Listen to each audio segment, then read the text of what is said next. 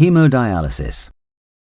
Hemodialysis, HD, is a form of renal replacement therapy in patients with chronic kidney disease, CKD.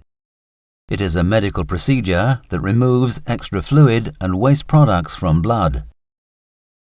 The components of HD include a dialyzer, dialysate, and a blood delivery system.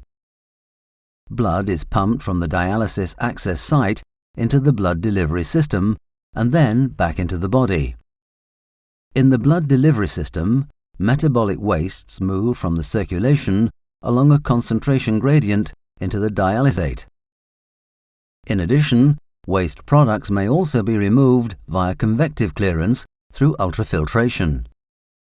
The dose of dialysis is influenced by patient size, residual kidney function, dietary protein intake, degree of anabolism or catabolism, and the presence of co-morbid conditions.